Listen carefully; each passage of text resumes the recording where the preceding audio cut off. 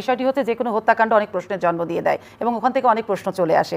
আপনি নিজে একজন পার্লামেন্ট মেম্বার ছিলেন এবং রাজনীতির কারণে তিনি আপনার সহকর্মী ছিলেন এবং পরিচিত নিশ্চয়ই ছিলেন, যেহেতু একসাথে রাজনীতি করেছেন। কিন্তু মিস্টার আজিম যে অন্য দেশে খুন হয়ে গেল সেটা নিয়ে নানা প্রশ্নের জন্ম দিচ্ছে। এখন সবচেয়ে যে জায়গাটি হচ্ছে যে খুনের তো তদন্ত হচ্ছে, কিন্তু ওই যে আমি শুরু থেকে যেটা বলছিলাম যে উনি একজন দাপটে সংসদ সদস্য ছিলেন, জনপ্রিয়ও ছিলেন, কিন্তু ওনার কর্মকাণ্ডগুলো কি এমন ছিল যে ইন্টারপোলের মোস্ট ওয়ান্টেড তালিকায় তার নাম ছিল এবং তাকে এরপর পুলিশ তাকে গ্রেপ্তার করতে গিয়েছে, তাকে ছিনিয়ে নিয়েছে। এগুলো সবই গণমাধ্যম থেকে এবং এলাকা থেকে পাওয়া। এই বিষয়গুলো নিয়ে আপনি কীভাবে দেখবেন? প্রশ্ন একটা, কাদেরকে বানানো হয় জনপ্রতিনিধি? না, প্রথমত আপনি তো জনপ্রতিনিধি বানানোর সুযোগ গত 3টি নির্বাচনে পাচ্ছেন না। এখানে রাজনৈতিক দল, বিশেষ করে ক্ষমতাসীন আওয়ামী লীগ, যেটা আমার ভাই ইব্রাহিম সাহেব যেটা বললেন, যাকে মনোনয়ন দেওয়া হচ্ছে, কেউ ভোট দিতে যাক বা না যাক, তিনি নির্বাচিত হয়ে আসছেন। 1 2 নম্বর হলো যে ভদ্রলোকের কথা বললেন, আমি আসলে ভদ্রলোকের নাম দুঃখজনক হলেও শুনিনি কখনো। মানে একেবারে অজনপ্রিয় না, জনপ্রিয় ডাজ নট ম্যাটার। রাজনীতির অঙ্গনে তিনি একজন স্থানীয় নেতা, একেবারে জেলা পর্যায়ের নেতা, নাম্বার 1। নাম্বার 2 হলো যেটা 2008 সনে আমাদের যেটা নির্বাচন হলো 9th পার্লামেন্টে, এখন পর্যন্ত যেটিকে প্রতিযোগিতামূলক নির্বাচন বলা হয়, সেই নির্বাচন উনি সংসদ সদস্য ছিলেন না। 14 সাল থেকে আসলেন। 14 সাল থেকে, অর্থাৎ যেটাকে বিনা ভোট বলা হয়, ডামি ভোট বলা হয়, রাতের ভোট বলা হয়, এই 3টা ভোটে চলে আসছে। আসলে এই ভোটগুলোতে যেহেতু জনগণের সঙ্গে সম্পৃক্ততা নাই, প্রতিযোগিতা নাই, এখানে অনেক আবর্জনা চলে আসছে এবং সেই আবর্জনার মধ্যে ঠিক উল্লেখযোগ্য আবর্জনা না, একের মফস্বলের আবর্জনা।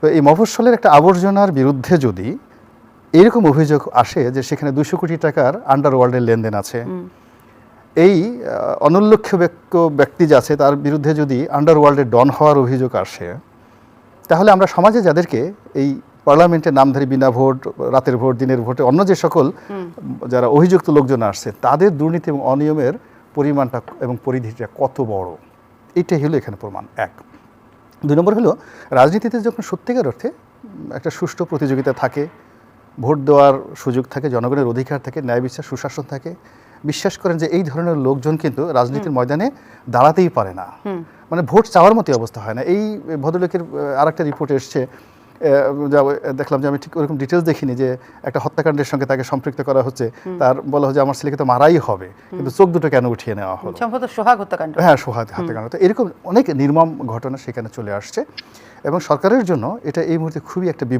বিব্রতকর অনেকগুলো কারণে। প্রথমত যে এই সংসদ সদস্য পদ পদবীর আড়ালে এইরকম অপরাধী চক্র সেটা লুকিয়ে আছে, তার একটা মাত্র নমুনা ধরা পড়েছে, বাকি হয়তো কেউ নাই, বাকি সবাই সাধ্য হাতে তুলের বেশি, সবাই হয়তো ফেরেশতা।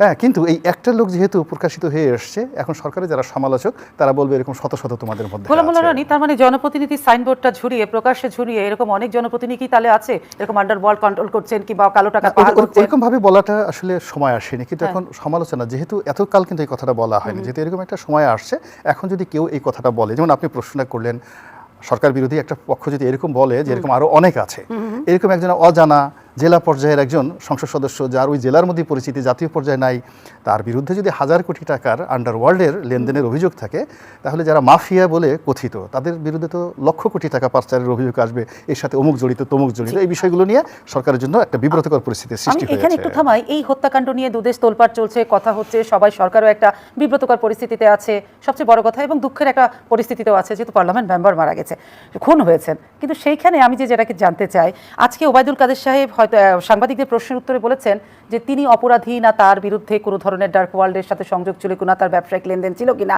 এটা তাকে তো জনপ্রিয় হিসাবেই তাকে মনোনয়ন দেওয়া হয়েছে, কিন্তু তার অন্য কোনো কানেকশন ছিল কিনা সেটা তো তখন ইনভেস্টিগেশন কিংবা অনুসন্ধানী প্রতিবেদন আসেনি। আমি যে প্রশ্নটি করতে চাই, আমাদের দেশের বিভিন্ন সংস্থা আছে, তারা তো বড় বড় ফাইল তৈরি করে, তারা কি করেছিলেন? শুধুই কি নমিনেশন দেওয়া হয় সাংবাদিকদের প্রতিবেদনের ভিত্তিতে, নাকি নমিনেশন দেওয়া হয় একজন জনপ্রতিনিধি, জনপ্রিয় কি অজনপ্রিয় সেটা গোয়েন্দা সংস্থার ভিত্তিতে? আমার মতে জনাব ওবায়দুল কাদের সম্মানিত নেতা, তিনি যে বক্তব্যটি দিয়েছেন এটা একান্তই পলিটিক্যাল এবং তিনি চিন্তা ভাবনা করে দেননি। যেখানে একটা পুলিশের কনস্টেবলের চাকরি হওয়ার জন্য এই মুহূর্তে গত 15 বছর ধরে 14 জেনারেশনের কে আওয়ামী লীগ করে, তার বিরুদ্ধে কোনো অভিযোগ আছে কিনা, শিবিরের সঙ্গে তার কোনো যোগাযোগ আছে কিনা, কোনো দিন সুবহানাল্লাহ কয়বার বলছে, আলহামদুলিল্লাহ কয়বার বলেছে, মসজিদে কয়বার যায়, এই জিনিসগুলো যেখানে তদন্ত প্রতিবেদনে চলে আসে। এমনকি চাকরি 5-6 বছর করার পরেও যদি কোনো কারণে তথ্যে কোনো ঘাটতি থাকে, এরকম অনেক লোকে চাকরিতে নিয়োগ পাওয়ার পরও বাদ দেওয়া হয়। তো গণতান্ত্রিক ব্যবস্থায়, বিশেষ করে পার্লামেন্টারি ফর্ম অফ গভর্নমেন্টে একজন সংসদ সদস্যের চেয়ে রাষ্ট্রের আর বড় কোনো পদ নেই। সেটা সেনাপ্রধান বলেন, এগুলো অলংকারিক পদ বা যারা আছে, কিন্তু সত্যিকার অর্থে এই দেশের জি। যে একের সর্বোচ্চ পদ হলো সংসদ সদস্য। প্রধানমন্ত্রী, সংসদ সদস্য হিসাবে জেনারেল ইব্রাহিম, কিংবা ধরেন স্বরাষ্ট্রমন্ত্রী বা ওবায়দুল কাদের, ওনারা সবাই একই ক্লাসে সমপর্যায়ের, এই হলো তার সম্মান। তো এরকম একজন সম্মানিত ব্যক্তি, যার কাছে রাষ্ট্রের সমস্ত গোপন তথ্য যে কোনো সময় তিনি চাইতে পারেন, দেখতে পারেন, এত বড় তার ক্ষমতা।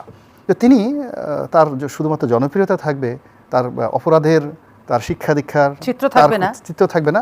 এটা খুবই জুলুম এবং অত্যাচার, জনগণের প্রতি জুলুম এবং অত্যাচার।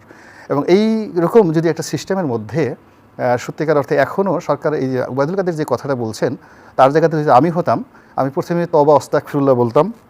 2 নম্বর হলো যে ওনাকে যারা মনোনয়ন দিয়ে যে সমস্ত দলের লোকজন তাদের সপক্ষে রিপোর্ট দিয়েছে, তারপরে শেষে যে সকল গোয়েন্দা সংস্থা তাদের ইতিবাচক রিপোর্ট দিয়েছে, এদের সবাইকে শাস্তির আওতায় আনা উচিত ছিল। তাহলে হয় কি, দল হিসেবে আওয়ামী লীগ ভালো করতে পারতো।